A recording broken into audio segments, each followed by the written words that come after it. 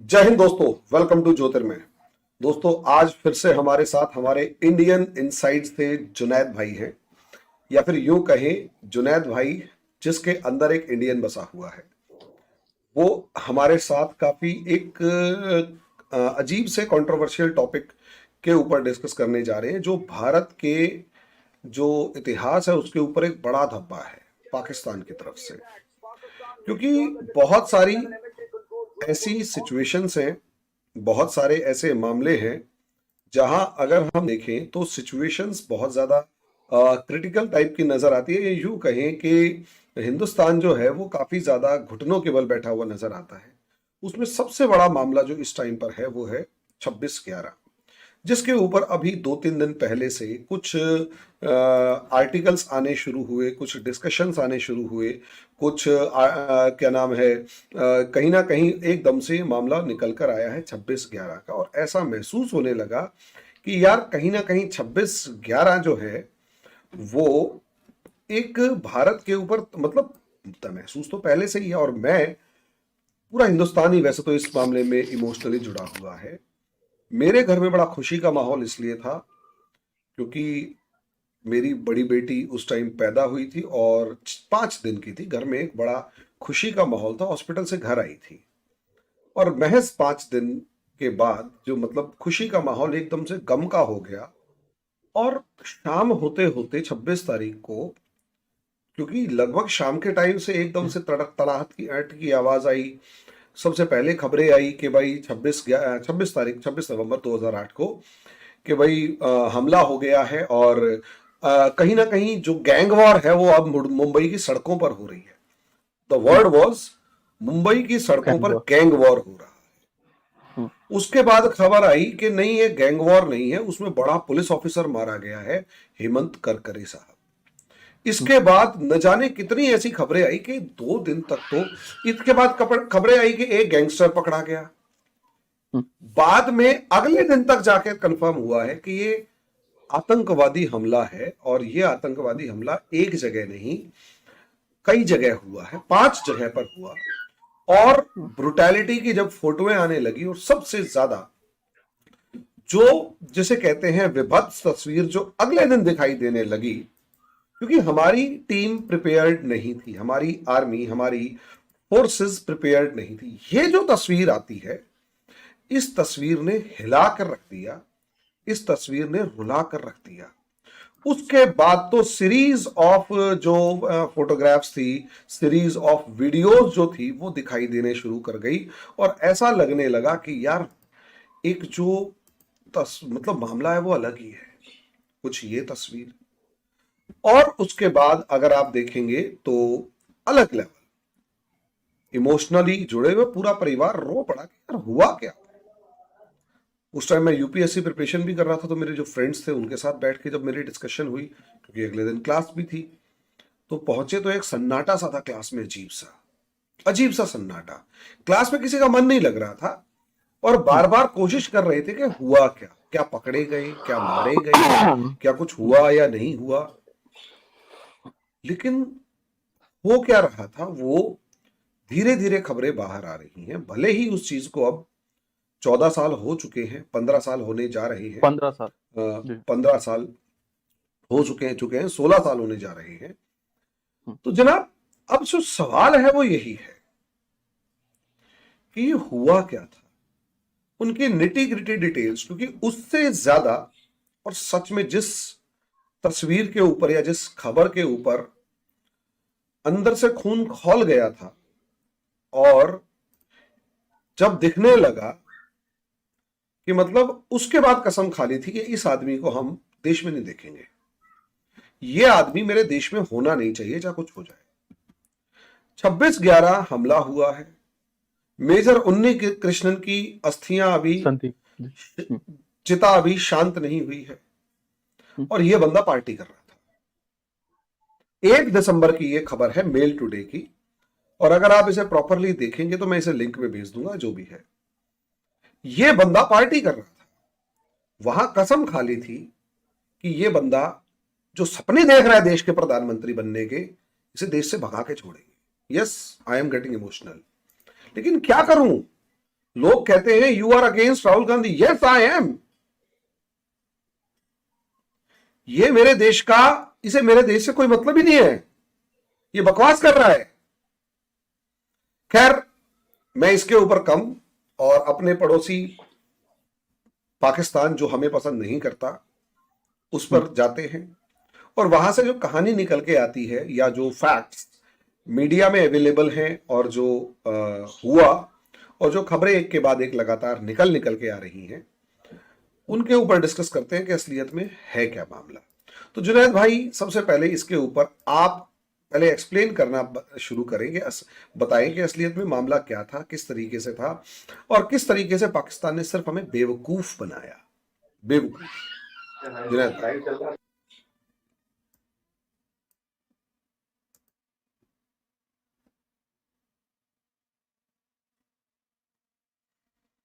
हाँ sorry sir, एक guest आ गए थे। हाँ, तो बेसिकली मैंने पास्ट में भी कहा है कि terrorism is a Sai ops backed by militia.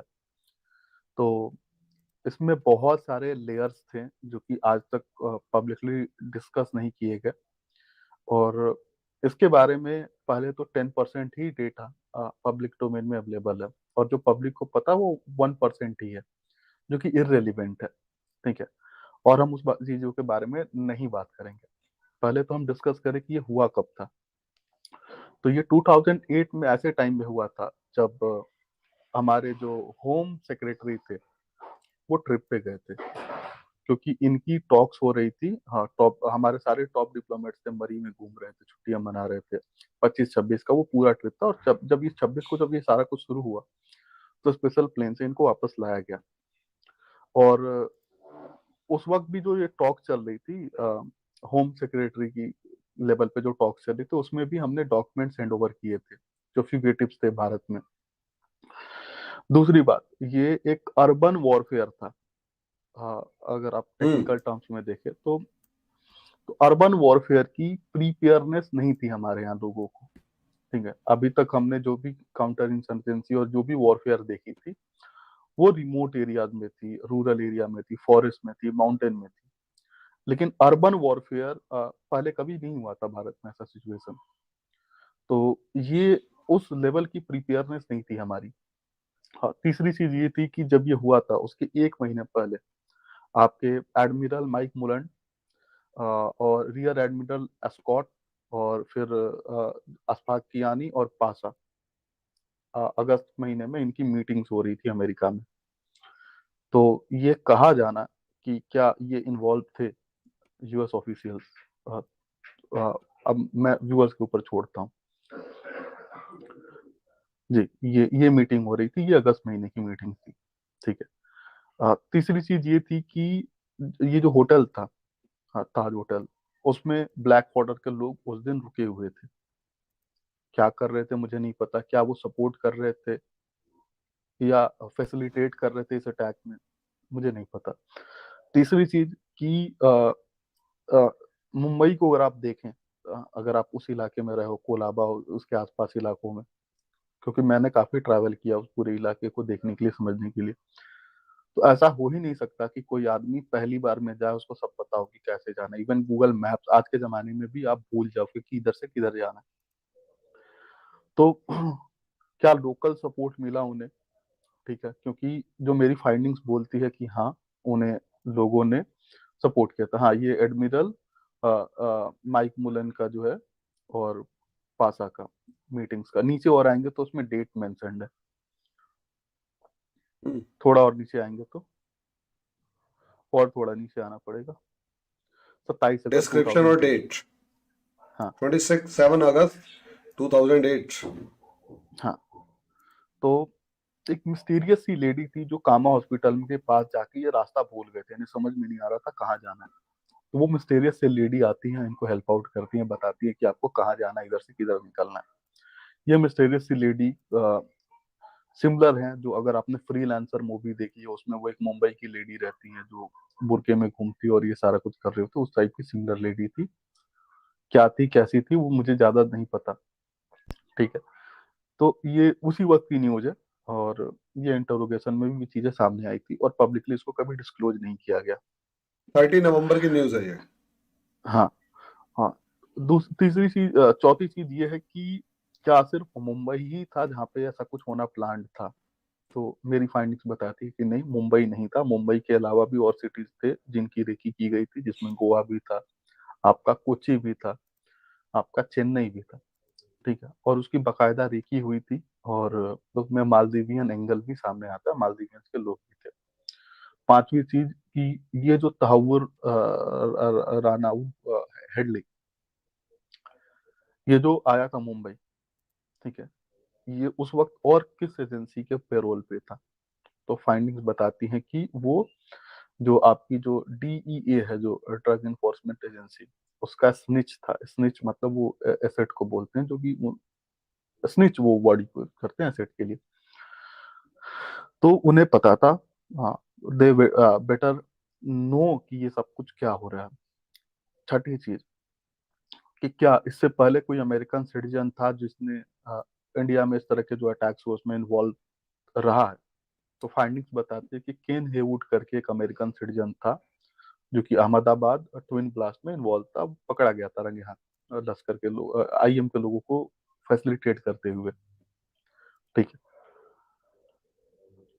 आपके, हाँ, केन हेवुड।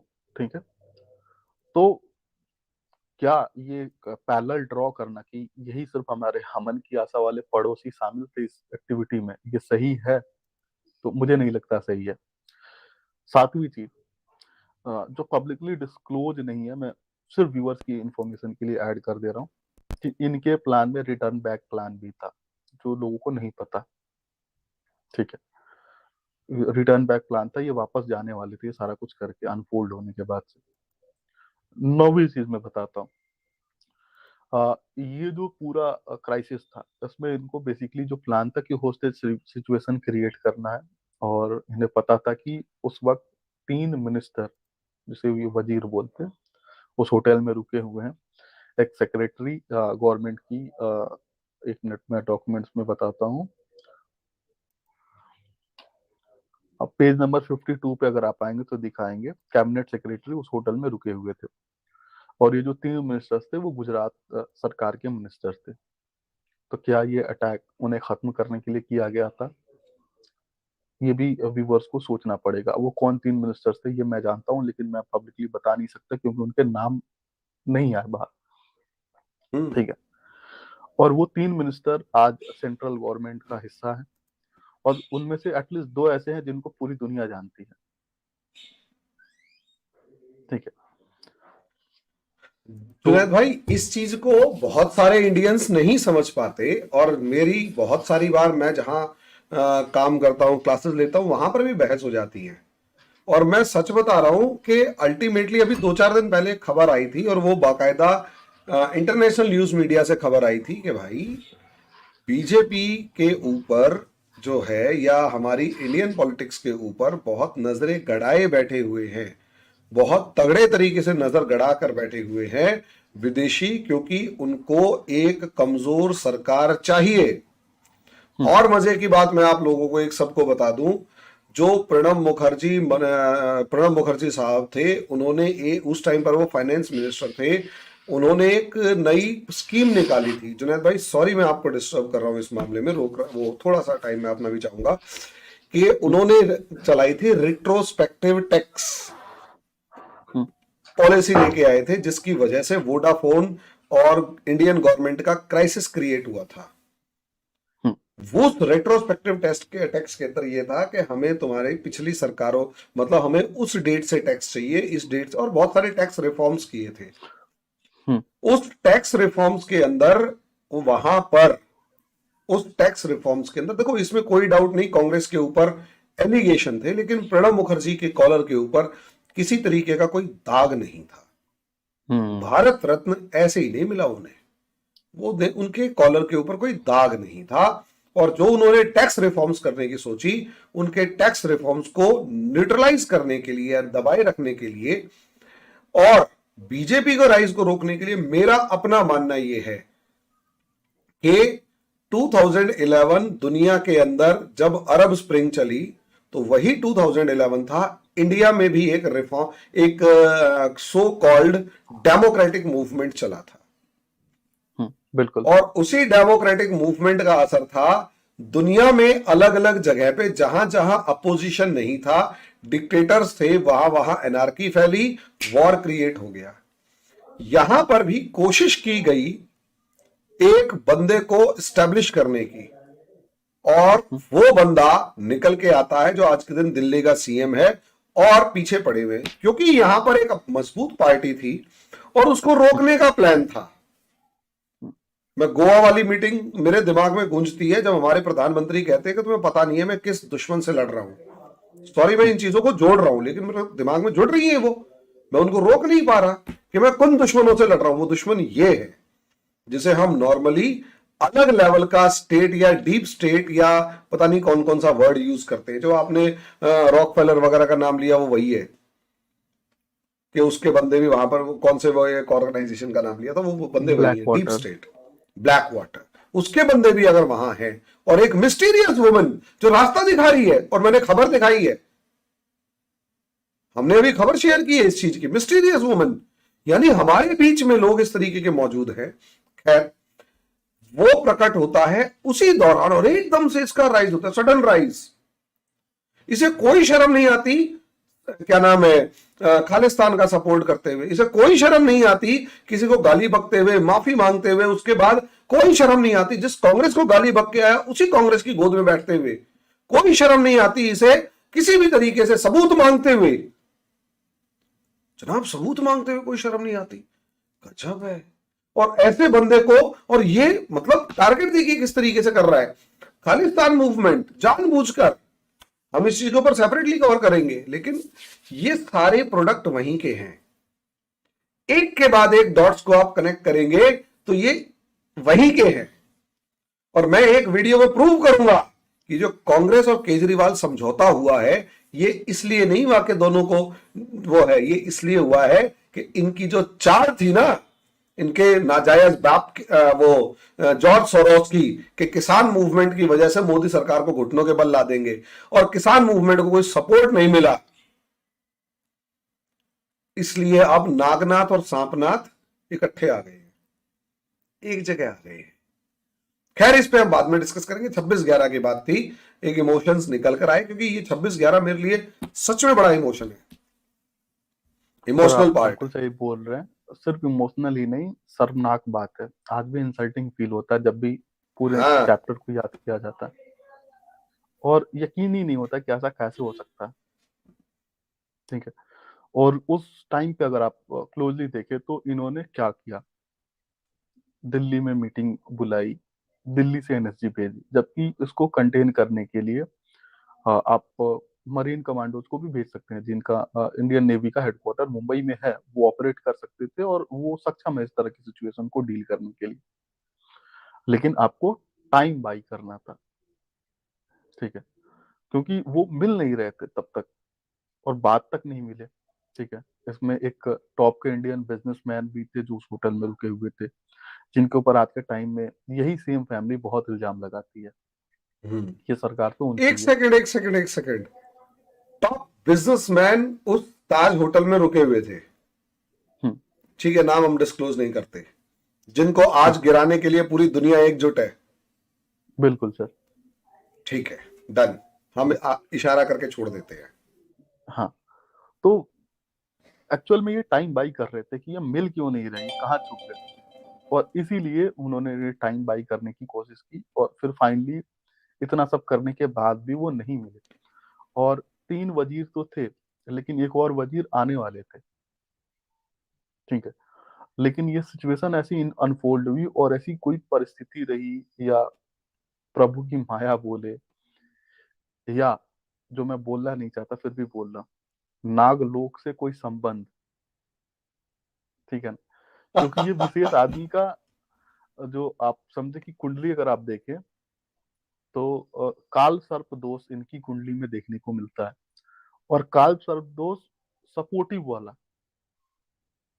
ठीक है। हम्म। तो वो इनका नागों से बहुत पुराना संबंध है। ठीक है ना? और नागाओं ने इन्हें बहुत हेल्प आउट किया। मैं पता नहीं अभी जो बात कर रहा हूँ बहुत लोगों को यकीन नहीं होगा, लेकिन वक्त आने पे और आपको एक पता मुस्लिम चल होते जाएगा। हुए बात कर रहे हो तो बिल्कुल यकीन नहीं होगा। बिल्कुल। कि ऐसा क्या है ये विशेष व्यक्ति का नागों से संबंध, और इस संबंध ने कैसे, हाँ, भगवान राम के मंदिर बनाने में भूमिका निभाई, ठीक है, 370 हटाने में भूमिका निभाई, और आगे चल के कैलाश मानसरोवर को वापस लाने में भूमिका निभाएंगे यही नागा, ठीक है ना। ये एक सीक्रेट है, तो इसको सीक्रेट ही रहने देते हैं। तो ये आने वाले थे, और ऐसा प्रभु की माया या सिचुएशन ऐसी हुई कि वो बच गए। एक्चुअल में ये जो 10 लोग थे, इसमें से 8 एलईटी के और 2 अलकायदा के थे, ठीक है ना। ये भी लोगों को नहीं पता कि 2 इसमें अलकायदा के थे, क्योंकि वो एक इलियास कश्मीरी करके हुआ करते थे। जब उन्हें पता चला कि ऐसी सिचुएशन हो रही है, ऐसा प्लान हो रहा है, और ये सारा कुछ जो कर रहे थे, साजिद मीर जो करके जो बंदा था, वो सारा कुछ कर रहा था, प्लान आउट कर रहा था, हाँ, और उसके अलावा बाकी चीजें कर रहा था, लोगों को जमा कर रहा था, ट्रेनिंग दिला रहा था। तो ओबीएल जो लादेन है, उनको पता चला, तो उन्होंने सोचा कि इस सिचुएशन को कैसे हाईजेक किया जाए। तो फिर फाइनली इलियास कश्मीरी के थ्रू इन्होंने 2 बंदे भेजे थे इसमें, जो कि अ, आपको पता होगा, ठीक है। इसके अलावा जो कसाब था, उसकी रिक्रूटमेंट ऐसी हुई थी कि वो ईद की नमाज पढ़ने गया था एक मस्जिद में, और मस्जिद के बाहर एलईटी का टेबल लगा हुआ था, जिसमें वो डोनेशन बॉक्स जमा कर रहे थे और अपना पब्लिकेशन जो बुक्स होते वो बेच रहे थे। ऐसे करके वो रिक्रूट किया था इन्होंने, ठीक। तो बेसिक बेसिक बातें थी। मैंने कोई कंक्लूजन ड्रॉ नहीं किया है, ओपन लूप रखा है व्यूवर्स की खुद की अंडरस्टैंडिंग के लिए, और हमने सिर्फ फैक्ट्स रखे हैं। इसके अलावा और कुछ फैक्ट्स अगर मैं रखना चाहूँ, तो ये अटैक रुक सकता था, ठीक है, क्योंकि 28 सेलफोन नंबर्स थे जो हमारे पास थे। और तो दूसरी बात यह है कि हमारे को एडवांस में पता था वो सेलफोन नंबर्स के बारे में, लेकिन किसी को लगा नहीं था कि कोई नाव पे बैठ के आ सकता है। मतलब ये आउट ऑफ द बॉक्स था उस वक्त तक, किसी को यकीन ही नहीं हो रहा था। तो छोटी मोटी जो इंटेल आती थी, लोग उसको इग्नोर कर देते थे, क्योंकि ऐसी भी इंटेल आई थी कि इन्होंने, जो ऐसे लोग हैं उनको बोट स्विमिंग की ट्रेनिंग दे रहे हैं, तो जो कि ट्रेडिशनल ट्रेनिंग से अलग है, क्योंकि जो आप कश्मीर थिएटर में जब आप भेजते हैं, तो उसमें आपको इन चीजों की ट्रेनिंग की जरूरत नहीं पड़ती। हम्म। तो ऐसी इंफॉर्मेशन आई थी, लेकिन उसको इग्नोर किया गया। तीसरी सबसे इंपॉर्टेंट बात यह है कि राहुल भट्ट करके हैं, महेश भट्ट के बेटे, ठीक है ना। तो वो उनका उस जमाने में अपने बाप से झगड़ा चल रहा था, और उस टाइम में हेडली आते हैं, उनकी दोस्ती होती है, और हेडली की वजह से उनको मुंबई के जो बिग होटल्स हैं और बाकी जगह उनको एक्सेस मिल जाता है, क्योंकि उनके साथ रहते थे। तो हेडली ने उनको 23 को फोन करके बोला था कि 25-26 के आसपास तुम साउथ में मत जाना, साउथ बॉम्बे में, ठीक है। वंस मोर, एक बार और बताओ। 25-26 के आसपास साउथ किस बॉम्बे में बंदे मत को? जाना। दाऊद इब्राहिम ने? राहुल भट्ट को, राहुल भट्ट को हेडली ने बोला था, ठीक है। तो ये अटैक रुक सकता था। हेडली वही है जो 17 बार भारत हाँ। आया, उसकी मोरक्कन वाइफ थी, ठीक है। ताहूर हुसैन उर्फ राना, जिसकी 2 आंखें थी, एक इंडियन ओरिजिन की आंखें थी, एक अमेरिकन ओरिजिन की आंखें थी, ठीक है।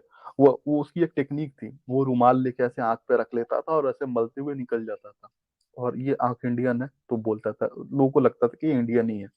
दूसरी जगह पे ऐसे कर लेता था तो लोगों को लगता था कि ये अमेरिकन है। तो सिर्फ वो रुमाल से लोगों को बेवकूफ बनाता था।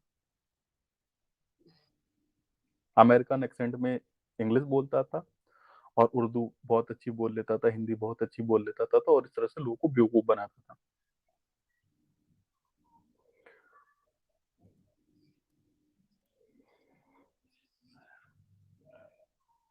चलो, अब ये मुझे ये बताइए, इसका रिएक्शन जो बाद में इंडिया ने किया, क्या कहा वो बताइए, क्योंकि एक बार बीच में ये भी बात आई थी। मैं इस वीडियो को शेयर भी, ये एक स्क्रीन शेयर और करता हूं, कि while Mumbai burned, home secretary and other top officials were busy enjoying Pakistan hospitality. इसे हाँ, कहते हैं मरी पीठ में में छुट्टियां छुरा मना रहे थे। घोंपना। मरी में छुट्टियां मना रहे थे, एक दिन एक्स्ट्रा हो गया था। बाद में इंडियन गवर्नमेंट का बड़ा घटिया सा रिस्पॉन्स था, फिर भी एक छोटा सा उस पर भी बता दीजिए, एक्चुअल में और ये वो उस वक्त रिस्पॉन्स गए क्यों नहीं थे। दिया इंडियन गवर्नमेंट ने, हाँ, स्ट्रॉन्ग रिस्पॉन्स। 25-26 तारीख के आसपास फॉरेन मिनिस्टर होम सेक्रेटरीट्स की टॉक चल रही थी, जहाँ पे हमारे लोग गए थे, और इन्होंने 32 इंडियंस और 10 इनके फ्यूगेटिव्स की डिटेल दी थी, हैंड ओवर किया था, जिसमें मसूद अजहर, टाइगर मेमन, दाऊद इब्राहिम जैसे लोग का लिस्ट शामिल था। तो ये गए थे, और एक्चुअल में इन्हें बेवकूफ बनाया जा रहा था। ठीक है? जो हमेशा से बनाया गया। और अगर आपको वो रिपोर्ट शो करे जो मैंने आपको दिया था, जिसमें टेलीफोन नंबर्स है, 9 सेल फोन जो इन्होंने यूज किए थे, नंबर्स, 4 सेल फोन यूज किए थे, जीपीएस कोऑर्डिनेट्स है उसमें, वे पॉइंट्स है, रिटर्न पॉइंट्स है कि कैसे इनका रिटर्न पॉइंट प्लान था, कौन कौन से ये पूरा पॉइंट पे इसके होके रुक। हेडिंग से ही शो कर देता हूं मैं, ये लो। हम्म, हाँ, हम्म,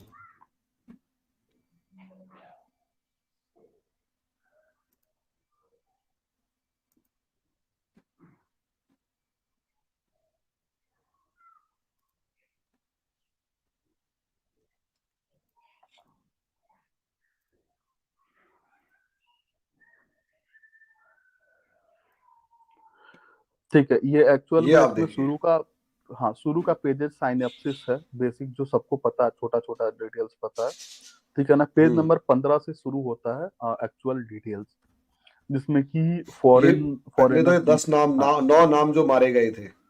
हाँ, मेजर इकबाल और जावेद, ये सारे जो थे। हाँ, हम्म,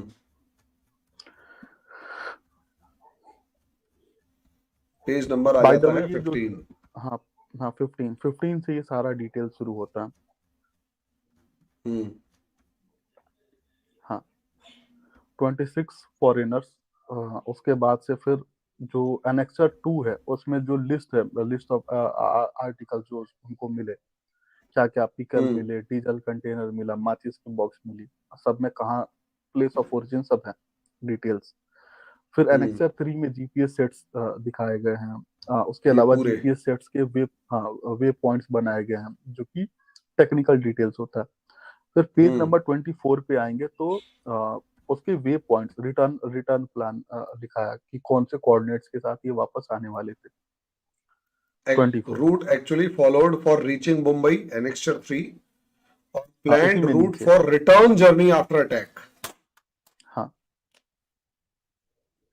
ठीक है। यस, और वो अगले पेज पे वो रिटर्न जर्नी का फिगर भी बना हुआ। यस। ये आने का और उसके बाद वाला वापस जाने का। हाँ, हम्म, हम्म, हम्म, हम्म, ठीक है। गजब। हम्म। बिल्कुल। इसके अलावा आप पेज पेज 33 पे आएंगे तो आपको एनेक्सर 4 मिलेगा। एनेक्सर 4 में ये 2 रहा। सेल फोन्स हैं। हाँ, हम्म, और एनेक्सर 35 में, एनेक्सर 4 में एक और है, जो 9 सिम कार्ड नंबर्स हैं। हाँ, ये रहे। जिससे एसएमएस हम्म, भी ये कर रहे थे। और उसके बाद से एनेक्सर 5 से शुरू हो जाता है आपके कॉल इंटरसेप्ट। हाँ, एनेक्सर मैसेजेस 6 जो में अगर हैं आप आएंगे। उन्होंने, हाँ, सेंड मी अ हाँ, कार्ड बाल्स, अब गोर वाली गाह पर पूछ गए हैं, क्या हम्म, अगर दिन को मुनासिब हो तो मुलाकात करें, कार्ड नंबर का साथ, और उसके बाद क्या हाल है, हर्ष हरस से मिलने का की सेटिंग करो, please send me position and speed, ये सब चीजें। और अच्छा, अगले बाय द वे वाले इनकी में, speed 6 kilometre to 8 kilometre per hour थी। अच्छा, मैं इतनी व्यूअर्स की जानकारी के स्लो लिए। स्पीड। हाँ। हम्म, हम्म, ये कोड्स नीचे दे रखे हैं। हम्म। कोर्स मछली पेज लग 3 रही है। है। यार लोग भाई लोग, क्या कोर्स थे, वो पेज नंबर हाँ, 36 पे होगा। हम्म, ये रहा। हम्म, बिस्किट सुइयां, हम्म, आटा लाल, हम्म। Drum, one piece, eight piece, one piece, ये सब। हम्म। अच्छा, पेज नंबर 48 पे आएगा ये, तो इसके बाद से एफआईआर में तो जो इंटरोगेशन में जो डॉक्यूमेंट्स निकल के आए इनके वो नाम जो है, वाम जो भी हैं। हाँ वो डायरी है पुलिस की जिसमें उन्होंने इन्वेस्टिगेशन की थी, वो उसकी कॉपी है। और उसके बाद से पेज नंबर 48 से जो शुरू होता है इसमें, उसमें इनके एमिनेशंस के बारे में है। हाँ, ये इम्पोर्टेंट है। ये इसको टीटी बोलते हैं, टीटी गन, जो कि रशियन मॉडल होता है। और हम्म। ये इनके यहाँ आप अगर आप जाओगे पेशावर में और उसके आगे आप बढ़ोगे दर्रा दर्रा आदम खेल में, तो वहां पे ये गन बन रहा होता है। और ये 3 से 4 हजार में मिल जाता है ओपनली। ठीक है, तो ये मेड इन कहाँ है ये बताने के लिए मैंने बताया। इसके बाद से कॉल शुरू होता है पेज नंबर 52 पे आए अगर। हम्म। ठीक है, थोड़ा सा ऊपर होना चाहिए। पेज अच्छा 51 वो से आप शुरू हो जाता है ना? हाँ 51 से, अच्छा मैं सीक्वेंस में बोल रहा हूँ, वो जो पीडीएफ का सीक्वेंस होता है। हाँ, ये देखें, ये जो हम बोल रहे थे ना कि 3 वजीर हैं, एक कैबिनेट हम्म। मिनिस्टर है, ये वो है, उसका एविडेंस है। ठीक है। We don't know in which room. Oh, that's good news. It is icing on the cake. Find hmm, those three, four, and then get whatever you want from India. Gajab. Pray that जो we चाहिए वो find them. मिलेगा, No one, huh? जो चाहिए वो मिलेगा। Do one thing, throw one on your or two grenades on Navy and police teams, which are hmm, outside. Sorry, I simply can't make out where they are. उसके बाद वो Nariman sir, मतलब main बात ये है कि नरीमन हाउस से लेकर सबके ऊपर पास ये लगातार what hmm. Did major general से, ये मेजर जनरल कौन से वाला था बताइए जरा। चीफ हाँ, पासा, पासा। पाशा। तो हम्म, यही receiver greeting the major general directed us to what we like we should not worry the operation had to be concluded tomorrow morning pray to God keep 2 magazines and 3 grenades aside and expend the rest of your ammunition. एमनी। Very good. हम्म, मतलब उसके बाद hotel ताज के अंदर are you sitting on आग लगाओ। Sitting the fire और not, setting the fire or not, not yet, हाँ। I am getting a mattress ready for burning. What did hmm, you do to the dead body, left it behind? Did you not open the locks of the water below? Hmm, Probably Mr. KV Kuber. No, they did not open the locks. We left it, and like that, because of being in a hurry, we made a big mistake. What a big mistake! When we were getting into the boat, the waves were quite high. Another boat came. Everyone raised an alarm that the Navy had come. Everyone jumped quickly. In this confusion, the satellite phone of Ismail got left behind. हम्म। जो बाद में मिला भी, मतलब, हाँ, जो बाद में मिला भी ढूंढने पे। बाद में मिल गया था। अब नरीमन हाउस के ऊपर कॉलर कह रहा है, brother you have to fight, this is a matter of prestige of Islam, fight hmm, so that your fight becomes a shining example, be strong in the name of Allah, you may feel tired or sleepy, but the commandos of Islam have left everything behind, their mothers, their fathers, their homes, brothers. You have to fight for the victory of Islam. Be strong. यानी कितना provocation है। Receiver Amin, Amin, Oberoi hotel यार। Hmm. अच्छा, Oberoi hotel से caller, brother Abdul, the media is comparing your action to 9/11। One senior police, ये हेमंत हेमंत करकरे शायद expire हो चुके थे। One senior police official has been killed. Abdul Rahman. We are on 10th or 11th floor. We have 5 hostages. यार ये पूरी की पूरी डिस्कशन है।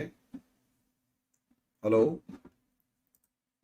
सर ये वाला इंपॉर्टेंट है जो अभी जो लास्ट में जो दिखा रहे एक सेकंड दोबारा दिखाता हूँ, मैं हटा दिया था। थे। ये लो। 54।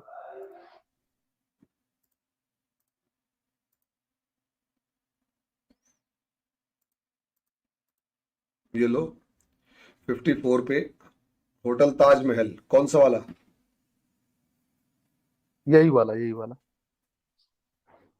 हम्म। Caller, how many hostages do you have? Receiver, we have one from Belgium. We have killed him. There is one chap from Bangalore who controlled only with a lot of effort. I hope there is no Muslim amongst them. Caller, receiver, no, no one. Nariman House. Vasti, keep in mind that the hostages are of use only as long as you do not come under fire because of their safety. If you are still threatened, then don't saddle yourself with the burden of hostages. Immediately kill them. Receiver, yes, we shall do accordingly, God willing. The army claims to have done the work without any hostage. Vasi, being harmed. Another thing, Israel has made a request through diplomatic channels to save the hostages. If the hostages are killed, it will spoil relations between India and Israel. So be it. Good willing, God willing. Stay alert. यार क्या क्या था यार ये? इसलिए मैंने बोला था कि ये लास्ट वाला इंपॉर्टेंट है। इसके बाद से तो ये आपकी एमईए की जो प्रेस ब्रीफिंग्स है वो इन्होंने इनक्लोज किया। इसके बाद से एक एक इशूज पे एमईए की ब्रीफिंग्स है। आप चाहे तो मैं लिंक बना के दे दूंगा, आप कमेंट में डाल दे, व्यूअर्स खुद पढ़ लें। इसमें लास्ट मैं कंक्लूड करूंगा, हाँ ये न्यूज आ रही थी कि आएंगे डीजीआई, लेकिन वो आए नहीं। ठीक है ना, कोई बोल रहा था कोई आएंगे, कोई बोला तो नहीं आएंगे, ऐसे करके बड़ा कंफ्यूजन था। ठीक है, फिर वो अच्छा, नेशनलिटी एक के ये ऊपर गेम भी और खेली गई थी, air space. Air space violation. हाँ, 2 दिन बाद हुआ था जो कि, और उसके बाद से फिर इन्होंने बोलना ना ये तो गलती से हो गया जी, ऐसे गलती नहीं होती ऐसे सीरियस टेंस इन्वायरमेंट में। आप तो एक बदमाशी किया आपने, ऊपर से फिर आप चोरी करके सीना चोरी कर रहे थे। आज जो ये लोग पाकिस्तानी मिमियाते हैं ना कि भाई तुम्हारी सरकार बदमाशी दिखा रही है, इजराइल की तरह बिहेव कर रही है, ये वो सबूत हैं या गलत है? मुझे लगता है हमने इसमें बिल्कुल काफी डिस्कस कर लिया है। हाँ, मैं इसमें कंक्लूजन पे अब चलता हूँ। मैं व्यूअर्स की वो ध्यान उस तरफ ले जाना चाहूंगा कि चलिए ये सब ठीक है, ये जो हुआ सारा हम्म। कुछ, आप उस सिचुएशन को सोचे, अगर ये बंदा तो जिंदा पकड़ा गया, ना पकड़ा जाता तो सिचुएशन क्या होते। सिर्फ आप उसको भूल जाए कि हम अपने एम्बिशन में कामयाब हो जाते। ठीक है ना, हाँ, होस्टेज सिचुएशन क्रिएट कर लेते, मिनिस्टर्स को कर लेते, वो बहुत दूर है। सिर्फ आप इतना ही सोचे कि एक बंदा भी जिंदा नहीं पकड़ा जाता तो क्या होता, क्योंकि इसके हाथ में तो कलावा था। ठीक है, तो फिर वो जो हिंदू अलावा था टेरर तो ये वाली, वो जो भगवा टेररिज्म था ना, जो भगवा टेररिज्म, हाँ, सैफरन टेररिज्म का, हम्म, वो डिक्लेयर हो बिल्कुल चुका बिल्कुल होता कि ये देवर हिंदूज, और इनके नाम राम श्याम और क्या नाम है हनुमान और क्या नाम है हम्म, युधिष्ठिर अर्जुन करण, ये सब रख के सेफरनाइज कर देते। बिल्कुल।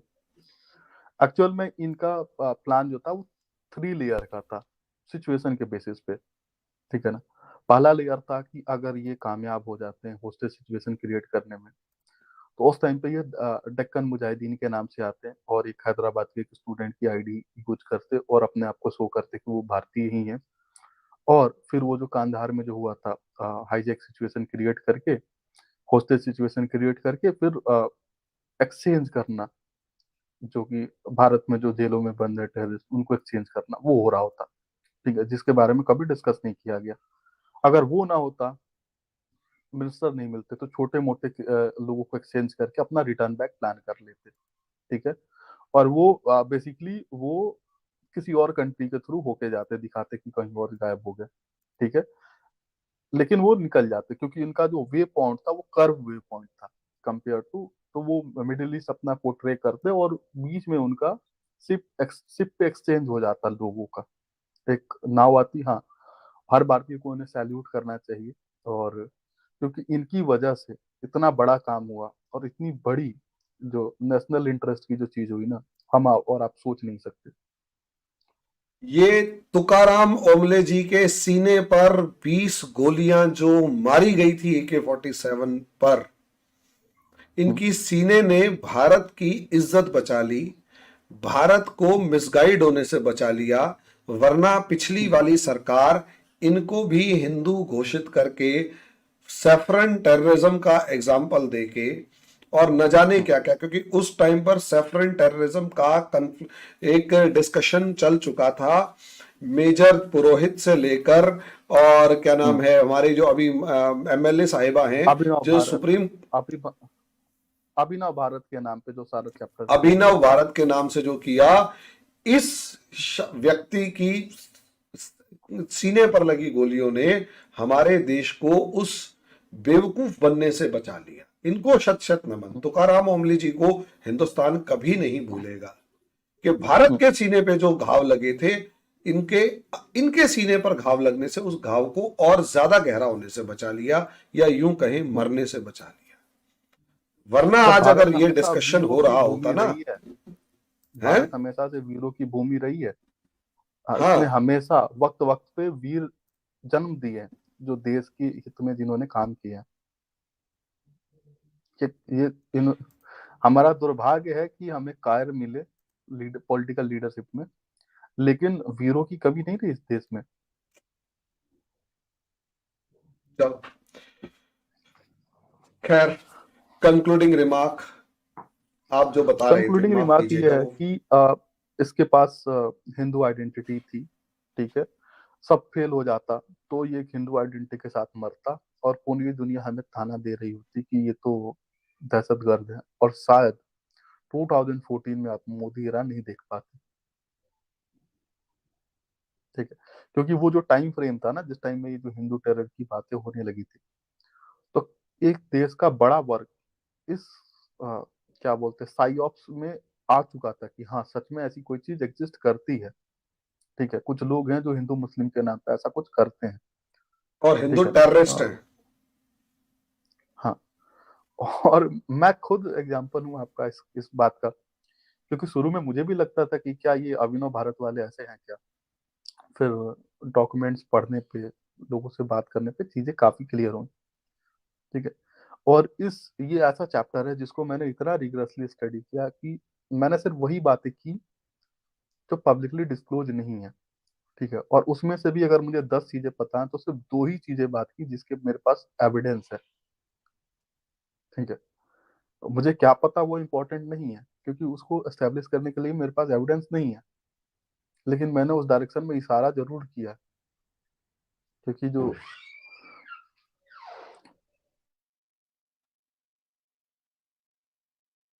उस टाइम फ्रेम को अगर आप क्लोजली मॉनिटर करें तो एक जो इंटेल दिया था इन्होंने, जो कि साउथ इंडिया में ऐसा कुछ हो सकता था, जो कि फेक सी इंफॉर्मेशन थी जिसका कोई कंक्लूजन नहीं निकलता,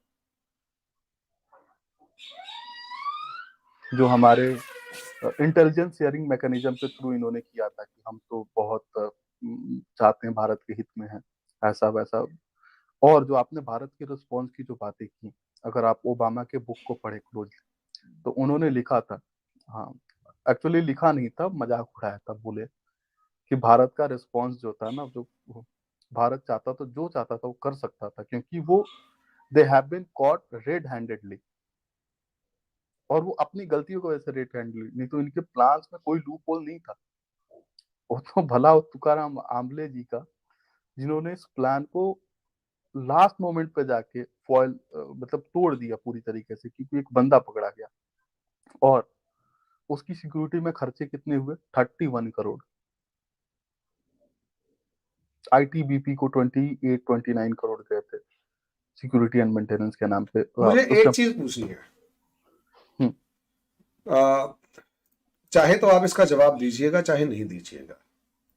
हम्म, बराक ओबामा ने मजाक उड़ाया, लेकिन एक स्टेटमेंट भी लिखी थी मनमोहन सिंह के बारे में अपनी किताब में, और हम्म, ये कहा कि मैंने मनमोहन सिंह से पूछा हम्म, कि मनमोहन, आपने इतने बड़े अटैक का रिस्पॉन्ड क्यों नहीं किया। हम्म। तो जहां तक मुझे पता है, बराक ओबामा ने लिखा कि मनमोहन सिंह ने जवाब दिया कि इससे भारत का मुसलमान नाराज हो जाता। पहली सर बात ये इसमें नाराज होने बताइए। वाली कौन सी बात है। सर नहीं, ये तो क्या बकवास है ये ना। पहले ये कंफर्म, क्योंकि बराक ओबामा की किताब का रेफरेंस दिया जाता है, हम्म, तो पहली बात ये बताइए कि इस तरीके का रेफरेंस, और दूसरा, आपको नहीं लगता कि मनमोहन सिंह ने अगर ऐसा कहा, जो कि बराक ओबामा जस्टिफाई कर रहा है, बता रहा है, टेस्टिफाई कर रहा है, तो इसे पूरे हिंदुस्तान के मुसलमानों को ही गद्दार और पाकिस्तान परस्त कांग्रेस ने खुद ही डिक्लेयर कर दिया। सर देखें, मैं पर्सनली बोलूंगा कि ऐसा कुछ फीजिबल है नहीं कि भारत का मुसलमान विरोध करेगा, क्योंकि भारत ने नहीं रिस्पॉन्ड नहीं नहीं किया। नहीं नहीं नहीं भाई, भारत का मुसलमान क्यों विरोध करेगा? क्योंकि उन 160 में तो काफी सारे मुस्लिम्स थे, बिल्कुल। काफी सारे मुस्लिम्स थे जो मारे गए। लेकिन मेरा जो सवाल है, मैं यूं नहीं कह रहा कि भारत का मुसलमान विरोध करेगा। कांग्रेस ने ये कह के मुसलमानों के नाम पर, मुसलमानों के मुंह पे एक तरीके की कालिक नहीं लगा दी कि कांग्रेस मानती है कि वो पाकिस्तान परस्त है और पाकिस्तान से हुए हमले के अंदर वो पाकिस्तान के साथ खड़े होंगे। ये कांग्रेस का माइंडसेट था, नॉट इंडियन या और किसी का। मैं सर मैं कांग्रेस एज ए इस बात पार्टी की को बात कर रहा हूं, इस बात क्योंकि को जब ऐसे वो ये कह कंक्लूड रही है, करूंगा। और मैं बहुत हार्ड उसमें, मतलब एक भारी दिल के साथ ये सवाल पूछ रहा हूं, वो भी एक मुस्लिम से, कि भाई ऐसा मुझे ऐसा लगा कि कांग्रेस ने कहीं ना कहीं कटघरे में खड़ा कर दिया कि यार ये तो पाकिस्तान परस्त होंगे, और क्योंकि अगर हमने हमला किया तो ये हमारे अगेंस्ट जा सकते हैं। इसका क्या कहेंगे आप? आपका सर ओपिनियन उस क्या है? टाइम पे सॉरी। सर इंटीरियर मिनिस्टर हुआ करते थे इनके, शेरिर रहमान, और उनसे एक न्यूज चैनल के डिबेट में पूछा गया था कि आप इनके डेड बॉडी को लेंगे, कसाब को। तो इन्होंने बोला कि उनकी फैमिली ने अभी तक हमें नहीं बोला लेने के लिए, लेकिन अगर वो बोलते तो हम लेंगे। तो इस स्टेटमेंट के साथ जो हमेशा से वो इनकार कर रहे थे कि ये हमारा आदमी नहीं है, एक छोटे स्टेटमेंट में छोड़ के दाढ़ी में तिनका में फंस गए, और बेसिकली उन्होंने कभी लिया नहीं डेड बॉडी। तो फिर तय हुआ कि इसकी डेड बॉडी को क्या किया जाए, तो तय हुआ कि भारत के किसी कब्रिस्तान में इसको दफनाया जाए। भारत के मुसलमानों ने होने नहीं दिया ये। ठीक है। ये मुझे याद है, मुझे बहुत, मैंने हम्म, सच बता रहा हूं, सर झुकाया था उस दिन जब हम्म, मेरे को एक खबर मिली, खबर आई थी ना, कि भारत के मुसलमानों ने कब्रिस्तान में डेड बॉडीज को दफनाने नहीं दिया। भाई गद्दार थे वो, मतलब गद्दार तो क्या, दुश्मन थे। और दुश्मन को मतलब हमारे देश की जमीन मिट्टी भी क्यों नसीब हो। लेकिन कांग्रेस ने जो कालिक पोती, मुझे उसके ऊपर गुस्सा है। ये कालिक पोतना है अगर ये स्टेटमेंट दिया तो। मैं सच बता रहा हूं, ये उस टाइम पर जो हुआ था ना, इस चीज ने दिमाग आज तक हिला रखा है। और उसके बाद ये कह रहे हैं कि आज डेमोक्रेसी खतरे में। अबे उस टाइम कंट्री खतरे में था, तुम आज डेमोक्रेसी की बात कर रहे हो। गजब है। खैर, मेरे हिसाब से एक हमने इसमें अच्छा खासा डिस्कशन कर लिया जुनैद भाई। अच्छा, और मैं दो ये, तीन और पॉइंट क्लियर कर दूं। हाँ जी। लास्ट में सर, जब कॉन्फ्लिक्ट ऑफ इंटरेस्ट हो ना, डेमोक्रेसी वर्सेस नेशनल सिक्योरिटी, एक ऐसा सिचुएशन आया जब आपको नेशनल सिक्योरिटी का सोचना पड़े और डेमोक्रेसी की में से, दोनों में से एक को चुनना पड़े, तो ऐसे टाइम में आपको सबसे पहले तो नेशनल सिक्योरिटी को ही सोचना पड़ेगा, क्योंकि देश रहेगा तभी डेमोक्रेसी और ये सारा तभी तो सिस्टम का डेमोक्रेसी मायने है कोई। रहेगी। और दूसरी बात, हाँ, दूसरी बात कि 2009 में इनका सरमल से एक समिट हुआ था ना इजिप्ट में, मनमोहन सिंह और जरदारी पहली बार मिले थे। इसके बाद, इस इंसिडेंट के बाद से पहली बार दो प्राइम मिनिस्टर लेवल के लोग मिले थे। उस टाइम पे इन्होंने ज्वाइंट स्टेटमेंट्स में क्या किया था, क्या डिप्लोमेटिक क्राइसिस क्रिएट कर दी थी, वो व्यूअर्स को एक बार स्टडी करनी चाहिए। इसी के साथ मैं कंक्लूड करूंगा।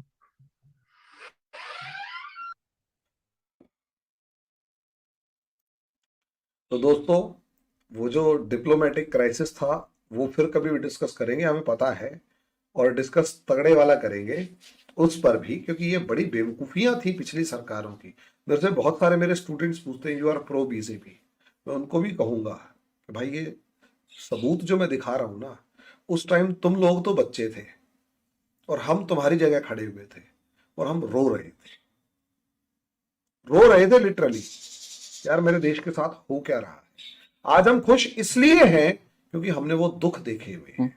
और जिसको उस टाइम के वो दुख याद नहीं है, ठीक है, इसमें बहुत सारे हैं, चाहे वो अशोक कुमार पांडे हो गया, आजकल आकाश बनर्जी है जो डेमोक्रेसी इन डाइंग की बात कर रहा है, या वो बहुत सारे, वो क्या नाम है, आरफा खानम शेरवानी, और या विसार शर्मा, ये सारे, ये इन चीजों के ऊपर जवाब दे मुझे। इसी के साथ हम यहाँ पे डिस्कशन रोकना चाहेंगे। जुनैद भाई सर मैं बहुत बस एक बहुत लास्ट शुक्रिया। चीज ऐड हाँ कर जी, दूं, बस एक बिल्कुल। लास्ट चीज, मैं माफी चाहूंगा। नहीं नहीं, पूरी यार। सर, मैं आप व्यूअर्स की सिर्फ जानकारी के लिए बता रहा हूँ कि 2000 2022 तक भारत के किसी भी क्या बोलते हैं, भारत के जो एनआरआई हैं, कभी भी कभी भी प्रोटेस्ट हमने रजिस्टर नहीं किया था हाई कमीशन के बाहर, लंदन में या कहीं पे भी इनके खिलाफ। जबकि हर बार हमारे हाई कमीशन के बाहर अंडे फेंके जाते हैं और बाकी फालतू की चीजें की जाती हैं। हमने कभी प्रोटेस्ट रजिस्टर नहीं कराया दुनिया में, कभी भी नहीं। ठीक है। हम हमारी प्रॉब्लम ये है कि हम दुनिया से एक्सपेक्ट करते हैं कि अमेरिका क्यों कुछ नहीं करता सईद का या बाकी लोगों का, यूएन क्यों कुछ नहीं करता। प्रॉब्लम ये है कि हम खुद कुछ नहीं करते। ठीक है। एग्जैक्टली। सरकारों को तो छोड़ दें, एज सिविलियन आप क्या कर रहे हैं? ठीक है। आप सिर्फ एक 26/11 को एक स्टेटस लगा देने से राष्ट्रभक्त तो नहीं हो जाएंगे ना। 15 अगस्त को, 26 जनवरी को, 26/11 को या फिर 14 फरवरी को एक दो स्टेटस लगाने से आपकी जिम्मेदारी खत्म नहीं हो जाती। हाँ, 2022 वो टाइम था जब 14 साल हो गए थे इस इंसिडेंट को और कुछ हुआ नहीं था उस डायरेक्शन में। और मैं महाराष्ट्र में था और उस टाइम पे मैंने अपने पर्सनल कैपेसिटी में, जब मुझे पता चला कि हमने प्रोटेस्ट भी रजिस्टर नहीं करा आज तक, तो लंदन में एक प्रोटेस्ट ऑर्गेनाइज कराया था मैंने अपने पर्सनल कैपेसिटी में हाई कमीशन के बाहर, और पूरी दुनिया की मीडिया ने उसको कवर किया था। तो ये अ, मतलब मेरा एक छोटा सा रोल था, क्योंकि मैं था नहीं वहां पे। तो यहाँ से बैठ के जो भी मैं कर सकता था वो मैंने किया था। और पिछले साल 2023 में अ, ऐसी कोई चीज करने की जरूरत नहीं पड़ी, क्योंकि एक परंपरा शुरू हो चुकी थी। और दूसरी चीज एक मेरे लिए खुशी की बात ये थी कि जो मुंबई के जो गुनाहगार हैं उनमें से काफी सारे लोगों को जमीन के नीचे दफनाया जा चुका है। कोई अज्ञात लोग हैं जो उन्होंने मारना शुरू कर दिया था। तो अज्ञात लोग हैं, इसलिए लेकिन जो वो भारतीय। 2022 तक में जो बहुत ज्यादा, हाँ, 2022 22 तक जो मैं निराश था और टूटे मन के साथ जो मैं ये लंदन में प्रोटेस्ट और बाकी चीजें जो हमने कराई थी, 2023 में उसकी जरूरत महसूस नहीं हुई, क्योंकि 15 साल हो चुके थे और चीजें हो रही थी। लेकिन फिर भी मैं लोगों से रिक्वेस्ट करूंगा कि आप प्रोएक्टिवली इंगेज हों। सिर्फ स्टेटस डालने से आपकी जिम्मेदारी खत्म नहीं होती। आपको सरकारों पे दबाव डालना पड़ेगा कि आप कुछ करें। तो इसी के साथ, इसी मैसेज के साथ हम आज के डिस्कशन को यही रोकेंगे। जुनैद भाई ने जो जो मैसेजेस दिए और जो सीक्रेट्स रिवील किए, दैट आर अल्टीमेट। अगले वीडियो में अगले टॉपिक पे डिस्कस करेंगे। तब तक के लिए धन्यवाद। ये मेरे सर अब बस, तक सर के बस एक वीडियो। लास्ट, हाँ एक जी। लास्ट, एक लास्ट, एक अब लास्ट। आप सारे लास्ट बोलो। सर एक लास्ट, एक लास्ट। हाँ। हाँ, सर इसके बाद से मैं नहीं बोलूंगा। महाराष्ट्र के एक चीफ मिनिस्टर हुआ करते थे, AR अंथुले। ठीक है ना। हम्म। व्यूवर्स के लिए मैं ऐड कर दूं, व्यूवर्स आप पता करें कि उन्होंने 26/11 पे क्या बोला था। ये पूरा का पूरा कुनबा तैयार बैठा था कि सिचुएशन हो ऐसी हो कि वो फिर अपना प्रोपेगेंडा शुरू करे हिंदू टेरर का। अजीज बर्नी करके थे, फिर बाकी लोग थे जिन्होंने आरएसएस की साजिश करके किताबें लिखी थी। सब कुछ तैयार था पब्लिकेशन, बस वही गलती हो गई कि तुकाराम आमले ने पकड़ लिया था साहब को। ठीक AR अंतुले। है। AR अंतुले और अजीज कोका। मुस्लिम चीफ मिनिस्टर हुआ करते थे महाराष्ट्र के। हाँ।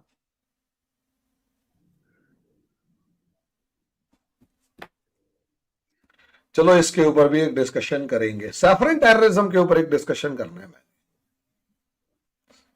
सैफरन टेररिज्म, ठीक है, डन सर, उसमें इसको कवर वो करेंगे। हाँ, इसको अगली इसके वीडियो साथ में मैं आपको कवर नहीं करेंगे। टोकूंगा, आप इसको एंड कर सकते हैं। है हम्म, नहीं, जी सर। आपकी बातों से मुझे सैफरन टेररिज्म का प्रोपेगेंडा दोबारा उठाना है, इनकी ऐसी तैसी जो उन्होंने जो मतलब सवाल हिंदू का नहीं है, सवाल प्रोपेगेंडा का है, रियलिटी को दबाने का है। अगर हिंदू भी ब्लास्ट करता है, उसकी गर्दन उठा के सबसे पहले उसकी हम्म, गर्दन काटो। लेकिन भैया, पाकिस्तान कर बिल्कुल रहा सर। है और उसे तुम दबाने के लिए हिंदुस्तान का नाम लगा रहे हो। दैट इज, ये तो फिर तुमने मिसगाइड कर दिया ना। हम्म, सर ये तुम्हारे कत्ल हम जीजा बैठे हो पाकिस्तान में, पता नहीं कौन से। कत्ल हम ही हो रहे हैं और कातिल हम ही है। हम हमारा ही कत्ल कत्ल, हो बिल्कुल रहा सही है और कहा, हम ही कत्ल कातिल हो हम रहे ही और है। हम ही कातिल। गजब बात है ये तो। चलो, इसी के साथ हम हम्म,